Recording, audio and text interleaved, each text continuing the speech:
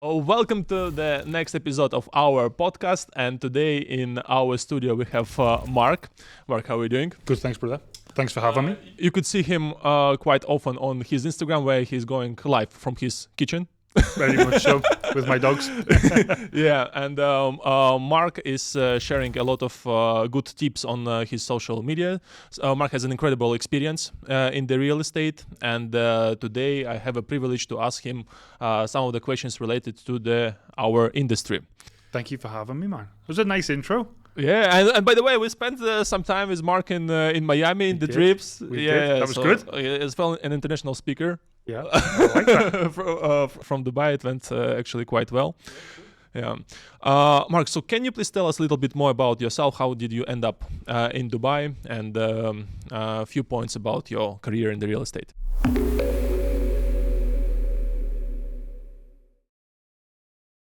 First of all, thanks for having me. I appreciate you. My career in real estate is quite interesting, but I won't bore everybody with the long story. 2008 financial crash hit. I was in the UK. I was heavily exposed, lost a lot of money, as did a lot of people. Jamie was my girlfriend at the time. She's now my wife. I said, look, let's try Dubai. Jumped on a flight. A month later, she followed me over. I started off in rent. So I was a rental agent. And then worked my way up from end of 2009 to where I am now, from rental agent, and then all the different steps between there and the very fancy title of CEO now. Well, I think it's really important when you go through every process, because it's really difficult to give advice to someone who's never done it, if you've never done it yourself. You know, so if you're saying to a rental agent, here's what to say to a landlord, and you've never done rent, it's like you're not the right person to give that advice. But I've done rent, property management, sales, all the way up, sales management, and blah, blah, blah, COO, CEO, all the good stuff. And how did you get to know about Dubai in 2008, and why did you choose this city as the next stop for you? So it was probably, at the time, was nowhere near, obviously, as marketed as it is now. But there was a job ad, and unlike the way people recruit at the moment, and we can go through this throughout the podcast, but people recruit now, what they'll do is they'll put a job ad out in a country and say, come and work in Dubai. And then, you know, you have to have this much savings and you have to move to Dubai and we're going to teach you, and it's commission only and blah, blah, blah. And people do it, and it's great because everybody has done it for the last 15 years. So they see that the path forward. When I did it, it was so good because we had a week's training in London. So all paid for. So you got sent down to London, did a week's training, and on day 7 you flew to Dubai and you were placed. And it just felt a little bit more real that the company was willing to invest into the new recruit. And you still had to have cash behind you because it is commission only. But it was a job ad that said, come and do a week's training in London. And the week's training was amazing. You know, that's the bit that, and again, we can go through this in this podcast. A lot of people in Dubai, a lot of companies recruit and don't offer the bits that the new recruit needs. Oh, yeah. But then, you know what they say, and I've seen some of these without naming names because I'm not that guy, but if you take a look now at other people's podcasts in the city, they say there's too many real estate agents. The real estate agents need to go through a more strict qualification process or more strict on the exams. The quality of real estate agents in Dubai is not that good. That's all nonsense, because nobody comes to Dubai and wants to be a bad real estate agent, and nobody comes to Dubai with Dubai real estate experience. So it's on the company to do the bits that produce a good real estate agent. If you look at the top, I don't know what you did before you were in real estate. Before you were in real estate in Dubai, I've watched a podcast with you actually. I was working in hospitality. That's right. Yeah. I was a bartender, kind of sales as well. So you didn't do Dubai real estate? No, I didn't do Dubai real estate. So you know what I mean? So it's like, so someone had to show you how to do that. Now, if nobody would have shown you how to do it, it's very reasonable for you to fail or just be crap at it.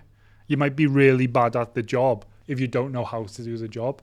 So I feel like, a lot of companies right now don't offer the things that's needed to the agents, which is the training support, the education, the systems, the buddy systems. There's companies right now who do like a buddy system. I love that. Like it's like basically someone joins and they be a buddy to a good agent and learn everything about them. It's a great way to learn how to do real estate. It's very practical on the job experience. Some people just get thrown onto a sales floor and say, sell a house. You know what I mean? So for me, joining with a week's training and then there was 2 weeks onboarding. It wasn't like this couple of days that people do now. It was 2 weeks onboarding and then we went live. I feel like that was the big sell for me, that it felt proper. It felt like a real job. Because you're changing country, right? It's not an easy decision to make. So that's how I made the decision to move to Dubai, which it turned out to be a really good one. Why do you think the companies are not producing a quality training, but still everybody is saying that we are providing the training? It's dead easy. They can't. They don't know how to? Exactly. They think they do. And here's the thing, right? It's not reasonable to expect you were a great agent, okay? And we both know you were a great real estate agent. And you might not be a great manager. I think you would be. Personally. No, I'm terrible. No, but I think you would be because I've seen how you interact with people. But just to be clear, that doesn't mean because you were a great agent, it doesn't mean you would be a good manager.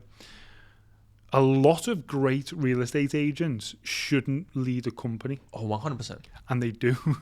And that's the issue. So people typically don't do things, not because they don't want to, it's just because they can't. So if you've got a company right now where there's a great real estate or a group of great real estate agents there, they bring in people who aren't that good. If they aren't good at teaching, education, or the support, these guys won't succeed. It's not reasonable for them to succeed. And if they don't know how to teach, they won't. So I don't think it's a case of not wanting to. I think it's a case of they just don't know how to do it, and so they don't. Got it. So let's say there is an agent right now who wants to come to Dubai and he's trying to choose the company. And obviously right now he just realized that training is important. And even if there's somebody saying that they have a training, it's not usually the case. So how would you advise him to approach this thing where he needs to identify which company is providing a proper training and where he should go and how he should choose the company in general? Ask the last batch of new starters what it was like. So it's something I've done quite a lot, is when you've got a new starter group that they've just exited that period of like probation or whatever that might be, let them be your biggest salesperson for recruitment and allow them to speak to the new recruits or potential new recruits. And if you're a potential new recruit, you should be asking that group. Don't ask the guy who's been there 3 years. Don't ask the associate director. Don't ask the head of recruitment or the CEO, because they'll all sell you the exact dream of, come and join us, we're amazing. And maybe you are amazing. But if you were to ask the new starter group before you, what's it like? What's the training like? Do you feel like you've learned enough to go and sell a house? That's the group of people to ask. And they're readily available because everybody posts, I've just started at this company, I've just started here. Call them and ask them. And that's the best group of people to ask. Got it. On what else would you pay attention if you will have to go through this journey as a new joiner? Maybe on the size of the company, where maybe on what the company is focusing on. Can you give us some of these tips? So for me, all the money is made in the support. So there's 4 different parts of real estate that I think are the most important parts to focus on. You've got education, then you've got opportunity, you've got support, and then that leads to a transaction. If you're a new real estate agent, you need education. That's the most important. So regardless of all of the other stuff, there's no point in having lots of leads if you don't know what to do with them. Like, there's no point. Lead overflow with lack of knowledge on what to do doesn't produce revenue. So the most important thing is, are you going to be shown exactly what it looks like to be successful and how to do it? Because if you think about your process as an agent, you take on some education. So maybe I say to you today, Dennis, look, and I've just done this morning, here's a new pitch, real great pitch for you to start using with your sellers. What it's going to do is build confidence, with your seller to come on board and list with you. So if I've taught somebody to do that, that's education. Yep. Then what they do is they go and use that education in the market and create an opportunity. Okay. So they go and do something with this education and an opportunity arises. At that point, they have to be able to come back to management and say, I might do a deal here. Like, I'm in an opportunity. Now I need support. And if they've then got the support level that's required, they'll turn that into a transaction.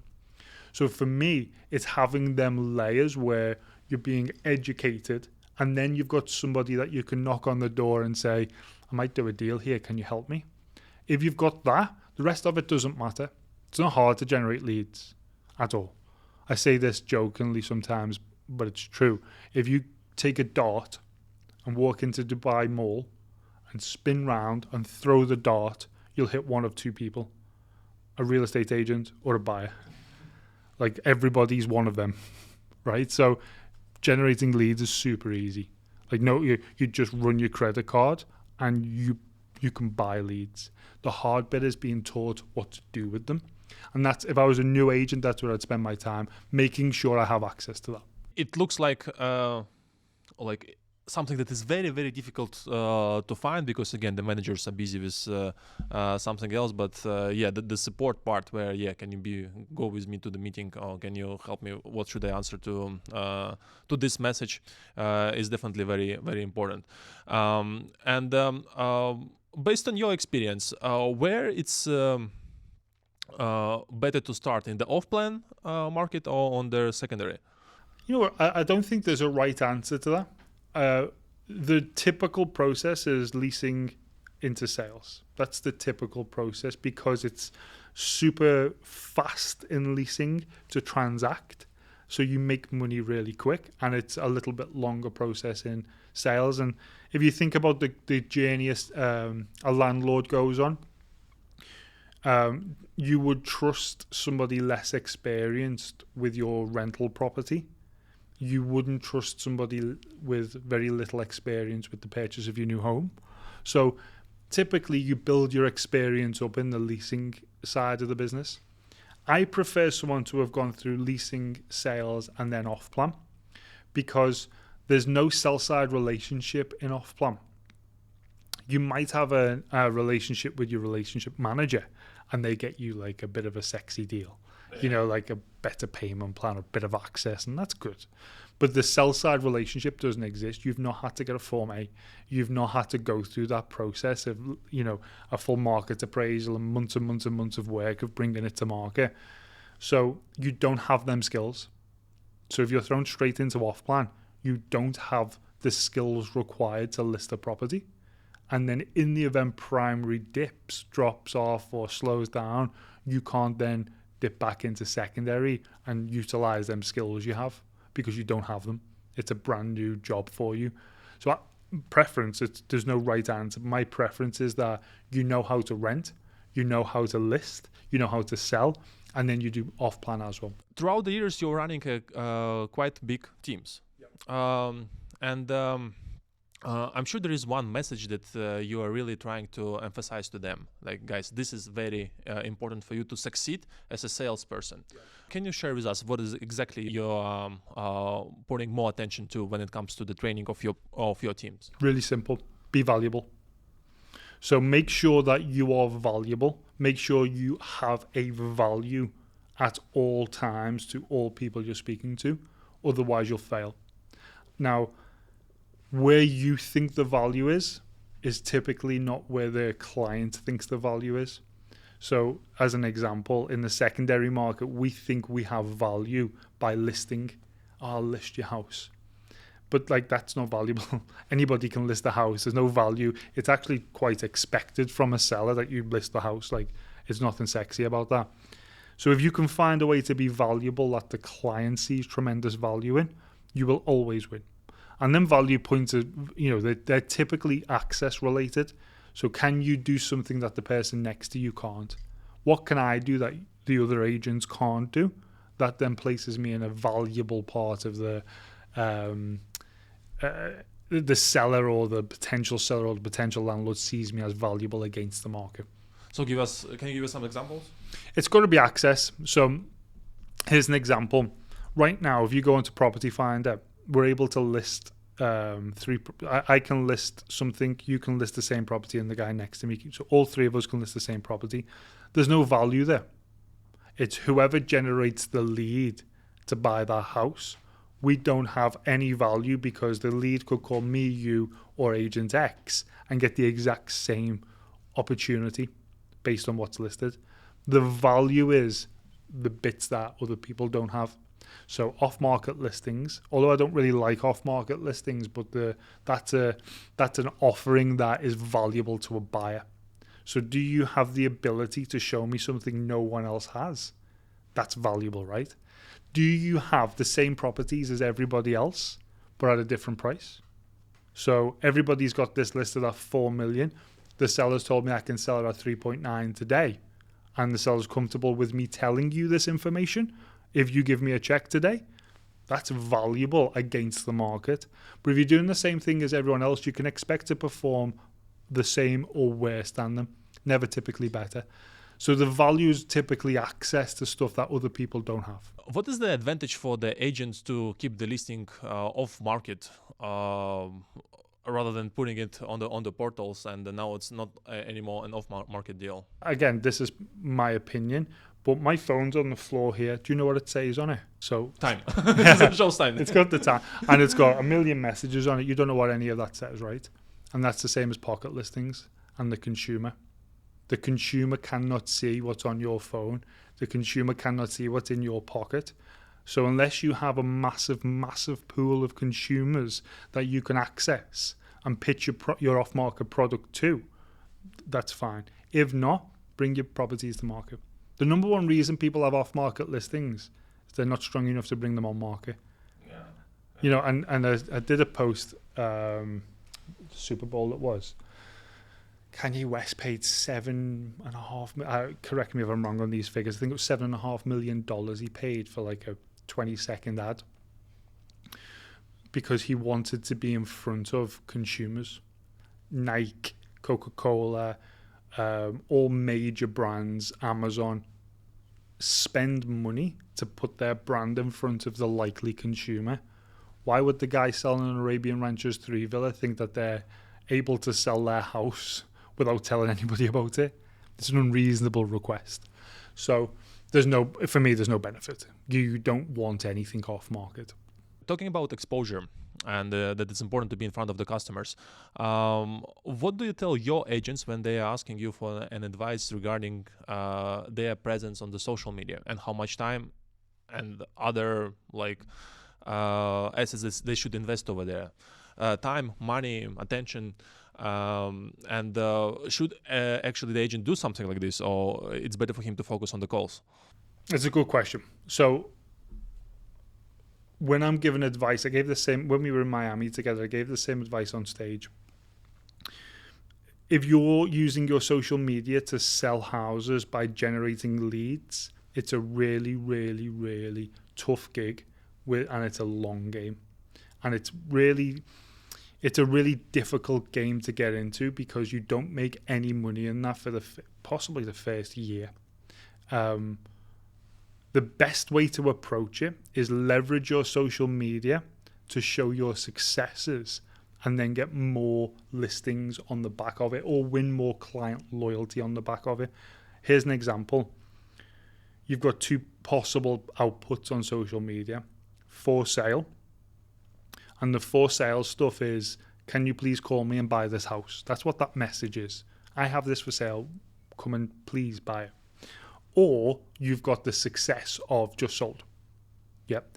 Now, just sold requires absolutely nothing in reply and is a reference point to sellers to say, here's a list of all the things I've sold on social media.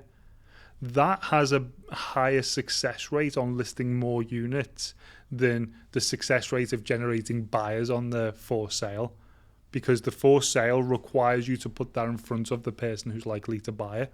The just listed is pure leverage. So for me, if we're using social media for success stories, and we're leveraging what we put on there, we're very likely to get more clients on the back of it. If we're using it to lead gen, it's a lower success rate. Interesting. And what else an agent can showcase as like to prove that he's successful, to prove that he's doing the job, in case if he just starting and there are not so many deals that he's closing? Is there anything else that you can advise him to post? Yeah, stories. Not as in an Instagram story, as in tell a story. Tell a story for 45 seconds and watch what happens. Tell a story about failure and how you overcome it. Tell a story about success. Tell a story about process. If you're doing this type of communication through video, your engagement will be at a level that you can start leveraging.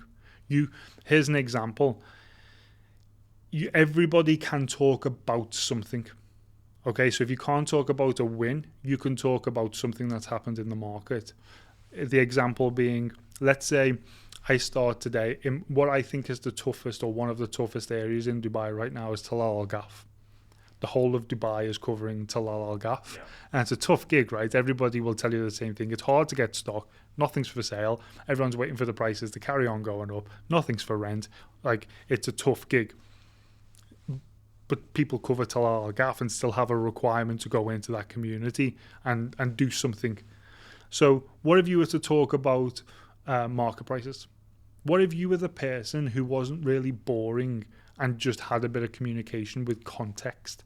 So you were to talk about Talal Ghaf and talk about why things have happened. Not what happened, why it happened.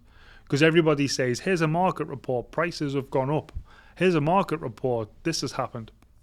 What if you were to be the person who talks about why? Here's why that villa sold for 20% more than the exact same villa 6 months ago. That's then shareable. It's actually engaging. You can share that through your network on social media. You can do it through WhatsApp and all these other channels. And you then become the source of context. Then you're useful. And then when the time's right for somebody to sell, you probably have the chance to have that conversation. That social strategy beats, I have this for sale. You know, when people post the off-plan unit for sale? Yes. It's like, what's the I always, again, I look at things different, I think, than other people. I don't understand what they expect. Are they expecting buyers to call and say, I'll buy it? Back in the days, it was working like this. It works really well. Not now, though, right? Yeah. Everybody has got stuff. I remember in 2017, like it was enough to post about Villanova that is coming to the market, and you were receiving some some leads. But yeah, right now there are a lot of posts from the agents regarding the off-plan projects, upcoming launches, and yeah, all of them are the same. It's to fill a social media wall, a grid. You know, on Instagram, they put stuff on there to fill it. And the expected result, if it's just pure marketing to say I'm active in the market, okay, then that's successful. If it's to find a buyer who wants to buy one of them things, it's low success rate. How can we increase it? Again, for me, I wouldn't be trying to find buyers on social media. I would be trying to build relationships, and I would be trying to find sellers on there, because sellers. I would be. Mm-hmm. You know, the best off-plan buyers in Dubai are sellers. Yeah, somebody who already owns something. Yeah. Yeah. So they're and typically at time of sale is the best time to transact with them on an off-plan unit, because they've just sold something. They've got a bit of cash. It's been a great experience with you. Sell them an off-plan unit. Like if your business is pure cold lead gen stranger business, then you're constantly going to be doing the job the same way from now in 5 years' time. Stranger comes in, get them excited about the project, they end up not getting a unit, then they go missing, then you get them excited about another unit, then they give you a check, they get allocated a unit, they didn't like that unit, you get them excited about another unit. That's sales, right? That's the thing. If you've got a seller that you've just transacted with, then you can put them into an off-plan project really easily, because you're advising them. There's no sell. It's like, look, I've got access to these off-plan units. Here's what I think is going to happen with them. Are you interested? It's a much better process to go through. Okay, so what you are saying to the off-plan agents, guys, don't post that many projects just to show that you are active, just to show that there is a new launch from Dubai Holding, but to try to build relationships. And you can try to build relationships again by showing that you are a specialist, by providing your opinion about the facts. And if you think about this, right, tell them if you're an off-plan agent right now, go through your last 10 posts, write down why you posted that. So what was the reason you actually posted that? What you expected to be the outcome, and if that was the outcome. And if it was, keep doing it. And if it wasn't, it's not working. Change it.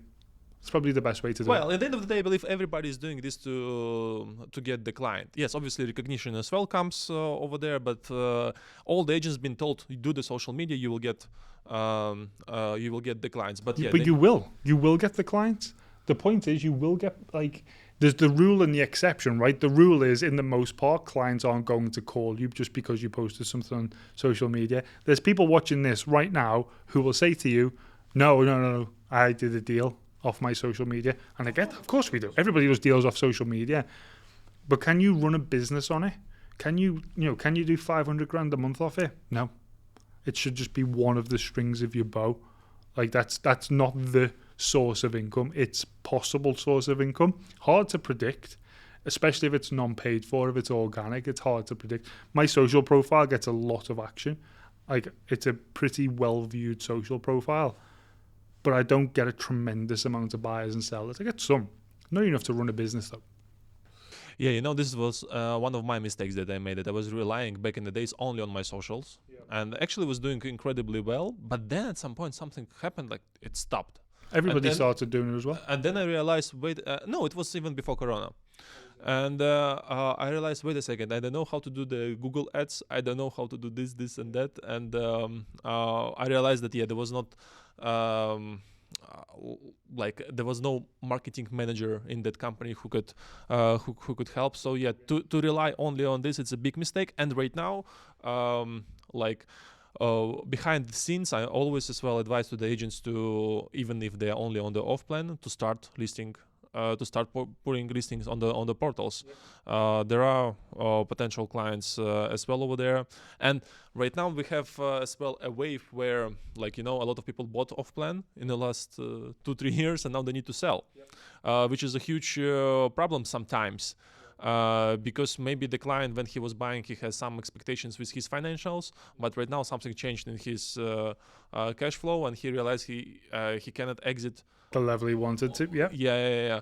What would be your advice about how to manage expectations of the clients? Because there is sometimes a pressure on the agent when the client is saying, "Hey, I bought it from you. Now we need to sell it. Like, where is the sale?"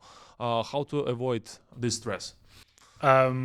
Don't give advice to people on what the world will look like at time of exit.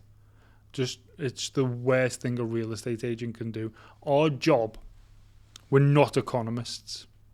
I don't know in Dubai right now one real estate agent who's a qualified economist. I don't know. Maybe you look super smart, man, but we're not, right? We can make an educated guess on what will happen, but nobody predicted Corona. Like, that wasn't a predicted thing. So we know things can happen. Like, nobody can predict what's going to happen. So don't. Like, do not predict what's going to happen. Give the data that suggests whether they should or shouldn't buy, and allow them to make their own decision. If you're selling to someone and saying this will happen if you buy it, you're going to have to deal with the nonsense that arises 2 years down the line when they say, "You said I could pick up 50% on this. Can you do it for me now?" And you can't.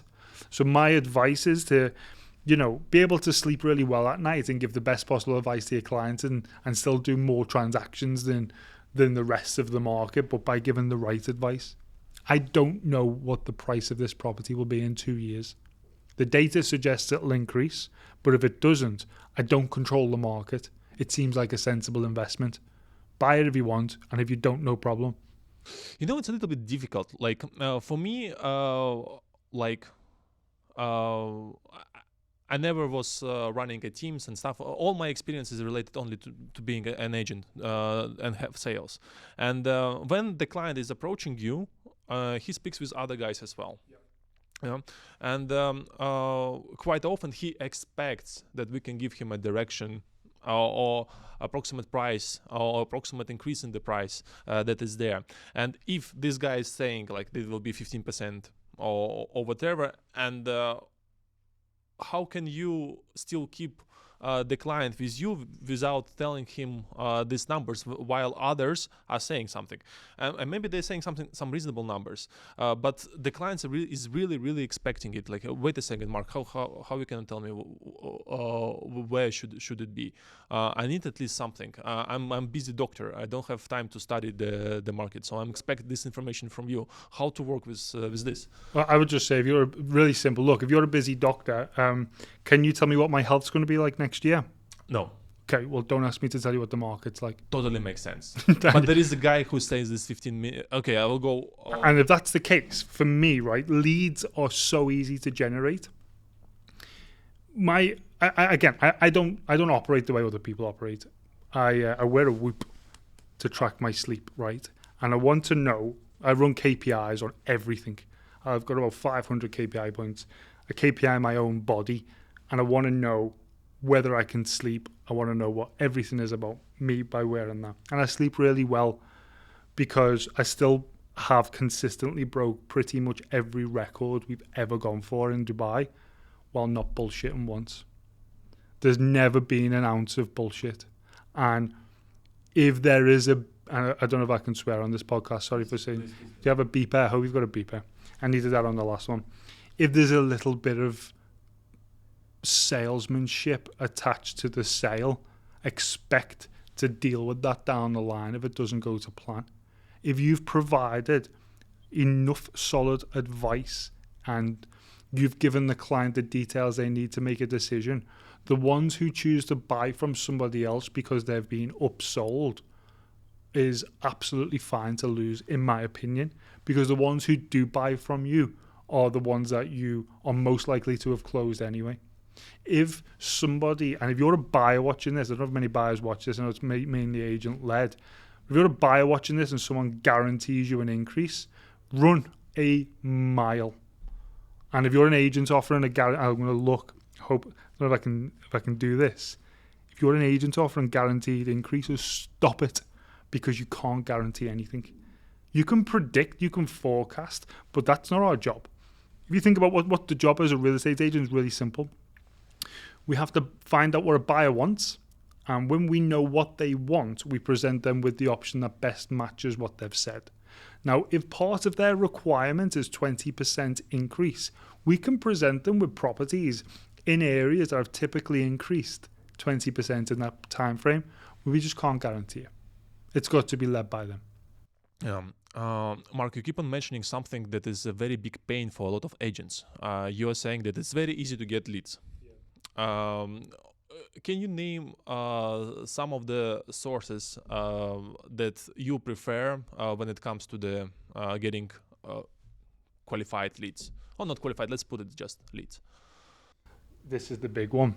Your company. You know, if you know how to sell a house now, if your education level supports you, where you know the bits you need to know to make the money, it's on your company. It's not your responsibility. There's no way.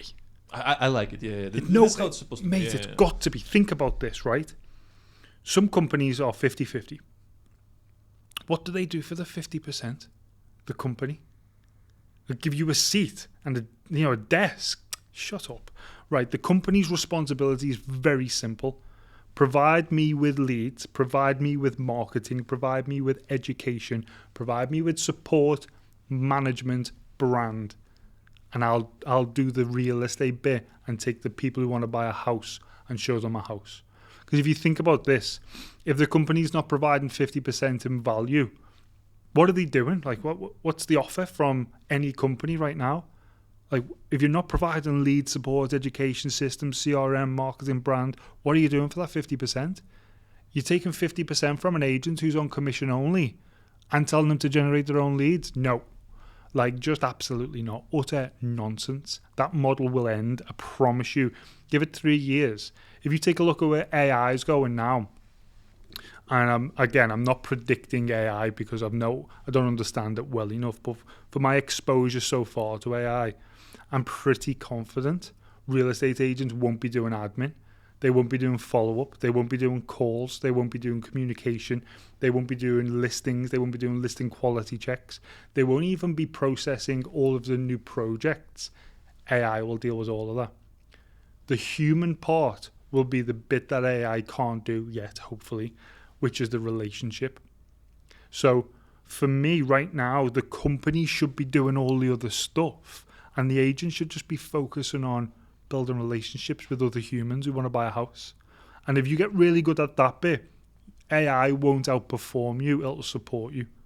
But if you're just good at if you're really good at lead gen, but can't close any leads, you won't have a job in 3 years. You have to be good at the real estate bit. So the company is responsible to lead gen. The company is responsible to support their agents. And the agent's job, in the morning, come in, speak to all the people that might want to buy or sell a house, and in the afternoon, go meet as many of them as you possibly can. The company can't do that bit. The company does all the other bits. That's why they get the 50s or 40s or whatever percent they're on. Yeah, I'll share my experience over here. Like, I was one of the first one as an agent who started to using YouTube as a platform to attract leads, and a lot of agents knows me because of this, and I was very consistent with this throughout the years. I was posting one video a week, and it's working very well for me. And as you can imagine, when you're doing it for so long, you're really connected with something like this YouTube channel. But even though once I joined another company who was providing me leads, I said, wait a second, I don't need to do this. I don't need to do why am I doing this? I'm not doing this to be popular, to be famous, to be a celebrity. I'm doing it to make money.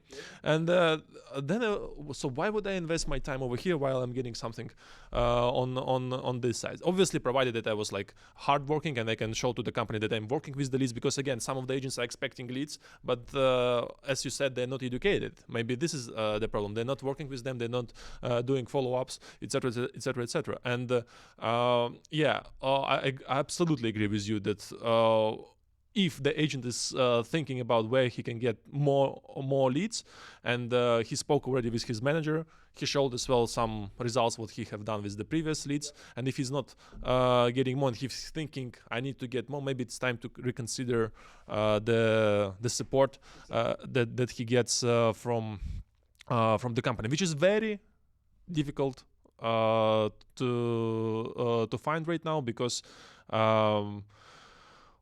we have seen several companies in the previous years where everything was going great with the leads, and companies keep on changing. What would be your advice in this sense, where when do you think an agent should start thinking about changing something where he's working in the company, maybe something was working, somebody was not, and he needs to make a decision. Shall he stay or shall he move to another place? How would you approach this part? So in my opinion, there's 4 different levels of real estate agent, and each of them need a different thing from their employer. So they need a different level of support or a different level of service from their brokerage. Level 4, brand new, just going to real estate agency, and they need loads of education, don't need excessive lead flow, they just need education. So whilst they're receiving education that's helping them grow, they should not be leaving at all. That's their level. Was that level 1 or level 4? We'll start with level 1. Level 2 is they're in a position now where they've got enough education to hit target on a monthly basis. And what they mostly need is the marketing, lead flow, and support just to maintain this. Okay? Then you've got above target every month consistently. Yeah? That requires a different level of support.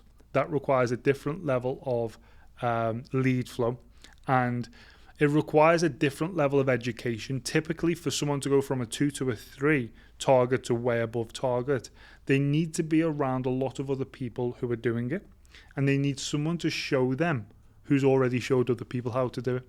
So if you want to move into the 2 to the 3 space and you don't have access to someone who's showing you how to do it and nobody else is doing it, it's time to move.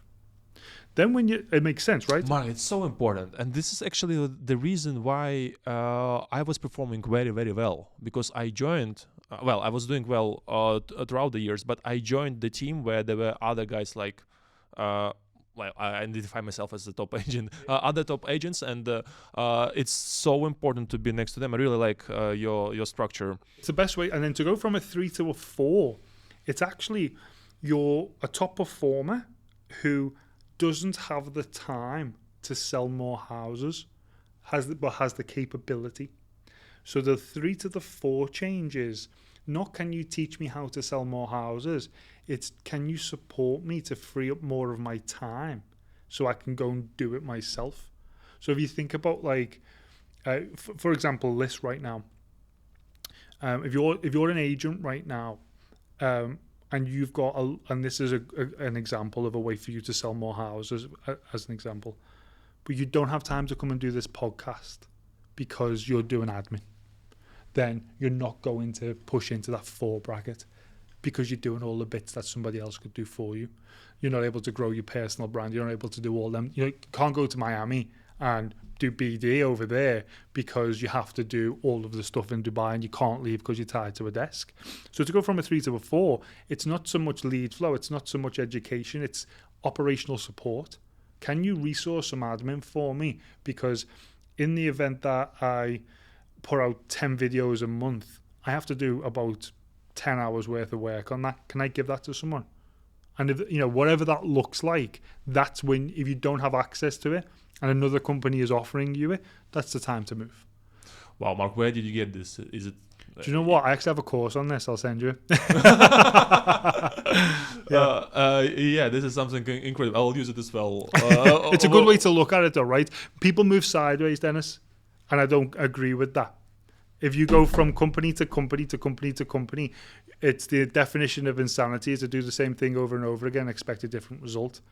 So either increase what you're expecting and then go to the company that gives it to you, or maintain where you are and don't leave. You can't just, the grass is not greener. You know what I mean? It never is. What you've got to do is get something you need to increase your skill level or ability or capacity. Incredible. I really, really like it.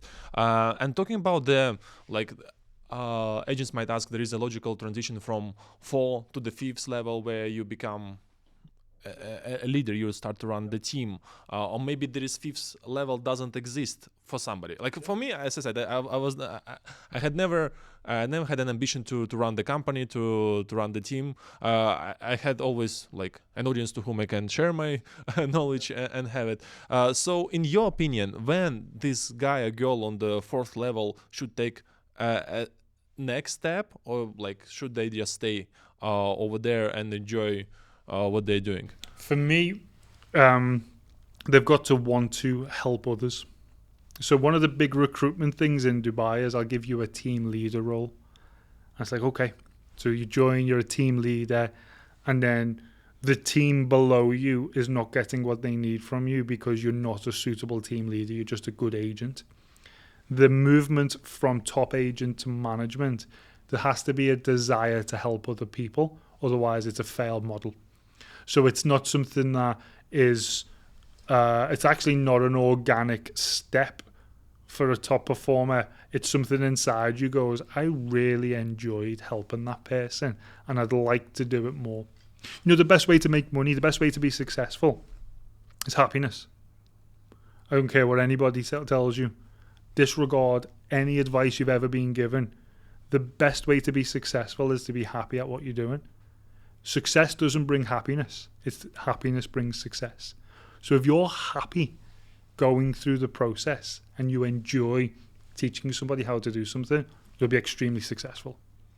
But if you hate it, you'll fail.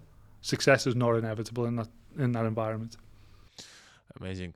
Okay, Mark, we are coming to the end of our podcast. Can you share your view of what will happen with the Dubai real estate market in 2025? And maybe 2025, 2026 in the upcoming years? I think we've still got a shortage of supply. So I think we've got at least another 18 months of real steady growth. I think we've got great master plans coming to market. I think we've got great communities being delivered now, which is really important. We've got a shortage of townhouses and villas. We'll continue to have a shortage of townhouses and villas. And I think that's going to keep the market in an upward trajectory. It's impossible to go to Dubai Mall on a Friday evening. Oh, I try to avoid it as much as possible. Whilst that's the case, we're going even to be not just to fine. Dubai Mall, even to reach Dubai Mall. I couldn't go. Really boring story for you. My wife was out a couple of weeks ago and I wanted to go to Dubai Mall. I live in the Lakes. I got onto Shigside Road, and if you know, the Lakes to Mall of Emirates is about a 3-minute drive. 40 minutes. So I turned off. It's the best thing to happen for a real estate agent is traffic. Like, it's the best. And whilst it's like that, we're going to be just fine. There's just not enough supply at the moment and huge demand. And that's what I'm talking about, leads. So leads are easy to get because demand is so high. Yeah, and go choose the right company that will support you as an agent. Mark, thank you so much for your time. It was incredible. And Really enjoyed that, brother. Definitely, there are a lot of topics that I would love to cover with you. So we will be happy to see you once again over here. Let's do it. I'm in. And maybe we'll have even a longer version. I'm in. Part 2. Yeah. Thank you, Mark. Cheers, buddy. Thank you.